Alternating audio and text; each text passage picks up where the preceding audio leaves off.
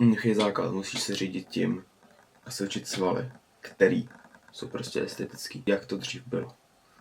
Jak dřív prostě trénovali, jak vypadali Řekové, jak prostě vypadali Řekové, jak vypadali válečníci, jaký svaly používali a co prostě vypadalo dobře. Je obrovský ramena prostě, bicáky z toho, jak furt drželi nějaký štít nebo oštěp, ramena, horní hrudník, který používali při házení. Myslíš si, že měli obrovský tricách, který ty vole měli z fucking tricep pushdowns, nebo ty vole ze Skull Crusherů? Absolutně ne. Chceš trénovat. Chceš mít estetický tělo. Nesmíš trénovat jako bodybuilder, nějaký kulturista prostě. Trénuje jako fucking atlet. Musíš se zaměřit na svaly, které jsou estetický. Který to teda jsou? Jsou to ramena, horní hrudník, bicáky, záda a stehna. Jo, vlastně když to vezmeš, estetický svaly jsou všechny svaly na těle. Ale ty nejvíc dominantní musí být určitě ramena, horní hrudník, záda. Jak je nejlíp teda procvičit? Jak je cvičit? Tak na ramena známe nejjednodušší cviky. Tlaky na ramena, jo. Lateral raises, overhead press, taky jasná věc, prostě osa, jedeš. Jo. Horní hrudník, incline bench. Neskutečně dobrý cvik, je to dokonce dokázaný, že vlastně stimuluje víc hrudník incline bench než normální bench, protože vlastně ty můžeš mít větší protažení těch prsních svalů, protože můžeš jít hloubš těma loktama, než když seš na normální rovný lavici. Jo. Potom kabely ze spoda, znamená, že si dáš na kladku, dáš si to na ten nejnižší bod na kladky a jdeš kabely nahoru, jo. To budeš brutálně moc, prostě horní hrudník a přední delta. Bicáky, jo, tam není o čem, jakože tam prostě jdeš bicáky, prostě jdeš bicáky, jako. Fat grip je hrozně komplexní a strašně neskutečně dobrý cvik. Je bicáky s fat gripem, jo. Protože teď jsem, že ty potřebuješ něco v normálním životě prostě vzít do rukou. Vždycky, když něco vezmeš, bereš to, prostě takhle to vezmeš, jo. Takže cvič prostě bicáky s hammer bicáky s fat gripem. Když jsem to dělal, jsem si dal na ty jednoručky, jsem si dal ručník, prostě malý ručníček na ruce, podvázal jsem si to a dělal ti to fakt problém, to jako držet tím pádem, že brutálně tě pálí předloktí a fakt jako potom z toho máš sílu v rukou, jo. Sílí ti předloktí, sílí ti zápěstí a je to fakt jako neskutečně dobrý cvik. Záda. Asi nejkomplexnější cvik na záda, jak asi všichni víme, tak je prostě deadlift. Deadlift je obecně celkově komplexní cvik na celé tělo, ale záda při něm dostávají sakra zabrat a je to cvik, kdy procvičíš vlastně veškerý, skoro každý sval na zádech. Bent over rows, samý prostě přítahy před kolem, jo. K tomu dodat. Úžasný cvik. Střídáš zase široký, úzký gripy, široký. To je hrozně hustá věc. Čím širší úchop na záda máš, tím je to víc na křídla. Ať už to je v přítazích, což dává smysl, ať už to je v přítazích, nebo je to v přítazích před kolem, nebo to je na kladce v sedě. Čím širší to máš, ten úchop, tím je to víc na křídla. Čím užší ten úchop je, tím je to víc na mezilopatkový a na hloubku zad. Přítahy v sedě na kladce. Ideálně ty úzký úchop, jo? Úzký úchop. Dřepy na nohy, hele, co k tomu dodat? Jakože dřepy komplexní, extrémně zase komplexní cvik na celý spodek. Nesnaž se dělat dřepy, že by se snutil mít kolena dopředu nebo víc nějak vytočit. Jak zjistíš, že jak dělat dřep, jak máš mít špičky, jak máš mít kolena. Ale no si stoupni na zem. A udělej dřep s rovnýma zádama. Udělej dřep a nesoustřeď se na kolena, nesoustřeď se na špičky, no se stoupni na šířku ramen. Udělej normální dřep. Prostě udělej normální dřep a tak, aby ti to bylo prostě příjemný. Jo, příjemný, tak jako aby ti kyčle nějak. nevím, netlačil, aby se jako nenutil nikam dávat dovnitř, je tlačit nebo je tlačit ven. Prostě, aby se ti přitom neklepaly kolena, než nechodili ven a dovnitř, nějak se, aby byly prostě stabilizovaný a udělali dřep, tak jak ti to je příjemný. A tohle je ten dřep, který bys měl normálně dělat. Všechny úrazy, všechny potom bolesti kloubů, problémy s kyčlema, problémy se zádama jsou z toho, že lidi dělají dřepy tak, jak vidějí u ostatních lidí. Jo. Jak vidějí, že, nevím, že si dávají plate pod paty, aby měli lepší rozsah pohybu nebo něco takového. Kámo, vidíš to u nějakého influencera, jak tohle to dělá, nemáš vůbec potřebu tohle to dělat, pokud nemáš tenhle ten problém. Ti kolena jdou špatně přes špičky, tak potom je to jakoby problém. A potom potřebuješ si dát ten plate pod paty, aby ti kolena přes špičky šly, abys měl lepší stabilitu a aby ses nepřevážel dozadu. Jo, ale pokud tenhle problém nemáš, tak potom si dáváš plate pod paty a vůbec nevíš, co to může dělat. Jo. Takže tohle je nejdůležitější u těch dřepů. Každý cvik dělej vždycky, že přijdeš nějaký rozcvičení, jedeš určitě na ramena. Musíš vždycky prosečit rotátor, jo. Takže přijdeš do fitka, vezmeš si gumu nějakou lehoučkou a jedeš rotátory, takhle rotátory na ramena, jo. Do strany, procvičíš, potom si to vezmeš takhle, tu gumu upevníš si, jedeš rotátory, druhá ruka taky, nejedeš to do selhání, jedeš to jenom pomalinku, to vždycky podržíš, povolíš, povolíš, jo. Samý tady, úplně to stejný, jo. Můžeš to dělat i s činkou, můžeš si vzít třeba, nevím, 2kilovou činku, dáš si takhle koleno, opřeš si loket o ní, tady se vezmeš tu 2kilovou činku a děláš tohle, jo.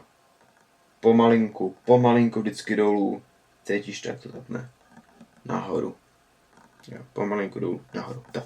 U těch cviků. Pro estetiku musí se zaměřovat na progresivní přetížení. Co to znamená? Pokaždý, co přijdeš do fitka, tak by ses měl nějak zlepšit, něco trošku dát víc, jo. Není to nic velkého, neznamená, že během týdne budeš furt přidávat a během týdne dáš kilo na bench, ne. Takhle to nefunguje. Přidáš jenom třeba, nevím, třeba jedno opakování, nebo třeba jedno opakování nejde, ale uděláš těch 8 minulý trénink, si udělal 8 opakování, teď víš, že můžeš zkusit, OK, udělám 8 opakování, nebudu končit, ale zkusím tu činku dát znova dolů a znova nahoru. A pravděpodobně to ani nedáš ten devátý opakování, ale aspoň uděláš ten progres, že po tom 8. opakování tu činku nepoložil, ale že si ji znova šel s ní, jo? Takže tohle je progresní přetížení a to pokaždý prostě musíš na každém tréninku nějak dosáhnout. Jakkoliv další sérii, dalším takovým opakováním nebo dalším cvikem třeba, jo. S jakou intenzitou cvičit, ale ideální asi jako 3 série do selhání, jo. 5 sérií do selhání na každý cvik je absolutně zbytečný a vlastně nevím, jestli to je dokonce i kontraproduktivní, ale je to už 100%, je to prostě strašně zbytečný. 3 série do selhání, z toho plus tam si dáš jednu sérii, kde si dáš opravdu lehoučkou váhu, jenom si to jakože propumpuješ, abys nešel rovnou na tu váhu, s kterou jdeš normálně. Jo. Ideálně se držíš okolo těch 10 opakování, můžeš dát třeba, že jeden trénink v týdnu máš, že si dáš na ten bench tu těžší váhu, že pojedeš těch 8 opakování, ten druhý trénink v týdnu si můžeš říct, OK, minulý trénink jsem šel víc takovej silový, tak teď to prostě trochu těm klubům odlehčím a dáš těch opakování třeba 12 až 15, jo. Mi to se proměnil trošku.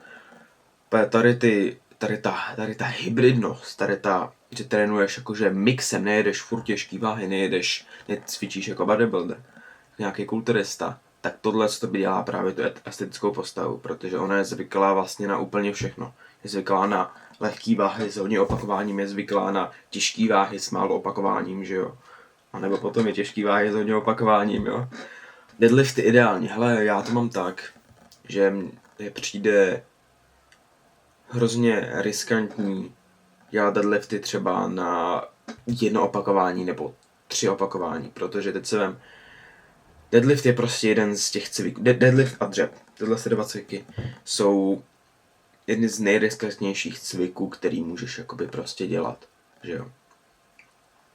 Dá se říct i bench, protože máš tam nejtěžší váhu, kterou vlastně můžeš ze všech těch cviků ve cvičení můžeš mít. Je na právě těch 3 cvicích, tam můžeš mít prostě tu nejvyšší váhu ze všech cviků na týčince. A co vím, že stačí ti malinko, abys to dělal trošku jinak, byl si jinak, třeba měl pánev trošku víc vepředu, nebo nevím, nebo neměl si tak zatáhlý lopatky a už, nebo kolena jinak, jo. A kotníky, že jsi měl prostě trošku křivě. A už se ti to sere ta technika.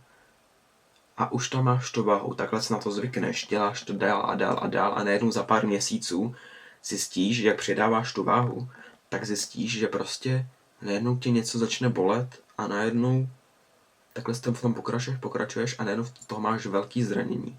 Protože prostě s velkou, naučíš se to se špatnou technikou. Naučíš se to se špatnou technikou a potom přidáváš váhu, pořád to děláš s tou špatnou technikou a potom to zranění a ta technika a ten nápor na tu oblast, která je vlastně špatně postavená, že třeba kotník, nebo rameno, nebo kyčel, nebo lopatka, tak nápor na tu stranu, nebo naopak na tu druhou, když je to špatně postavený, je o hodně větší. Je přetížena. A tam právě vzniká to neskutečné přetížení a taky ta asymetrie. Proto máš ty vole jako jedno rameno větší než to druhý, nebo bůh ví co všechno, jako jedno rameno výš, jako jeden můj kamarád má prostě jedno rameno výš než to druhý, jo. Jako jenom o 3 mm, ale dělá mu to problém, jakože nemůže půl roku cvičit. Další estetickou partií je fucking krk, jo. Kámo, vidíš to? Tohle to musíš cvičit. Vypadá to prostě kurva dobře, jo, kámo. Máš prostě kurva do prdele krk, jo. Jak ho cvičíš? Vezmeš si prostě, lehneš si, protáhneš ten krk takhle, pojedeš pár opakování s vlastní vahou, potom si vezmeš kotouč, nějaký lehkej, třeba 5kilovej, to je možná těžký, prostě 2,5 kilovej začátku, klidně 5 kilovej, dáš si na to nějaký ručník, aby ti to nebolelo, opřeš si to o čelo a jedeš s tím pořádně dolů pomalinku, protáhneš. Pomalinku. Protáhneš. No, hrozně důležitý je tempo. Nejedeš to rychle, tady se můžeš zranit krk, je to přece jenom je to u krku, jsou tady obratle, je to pak citlivý místo, takže nejedeš to, netrháš to, prostě jedeš pomalinku, kontrolovaný pohyb a důležitý, nejedeš to do úplného selhání. Vždycky si necháš, že jedeš, že nevím, víš, že bys ještě 1-2 nechal, protože je to prostě krk, jo. A jenom taková věc, aby se nebáli, nebojte se, mě vždycky u toho taky prostě je blbě, je to takový, protože že jo, ta hlava tady to se najednou začne prokrvovat, ta hlava se začne hodně prokrvovat a nejseš na to vůbec zvyklý, jo. To znamená, nesmíš se toho bát, prostě bude ti hodinku potom tréninku tak jako blbě, ale stojí to za to. Podobný jedeš na zadní krk, opřeš se hlavou o zem, stojíš, seš na zadku, držíš a zvedáš zadek a jedeš takhle. Jo? Vidíme se u dalšího videa.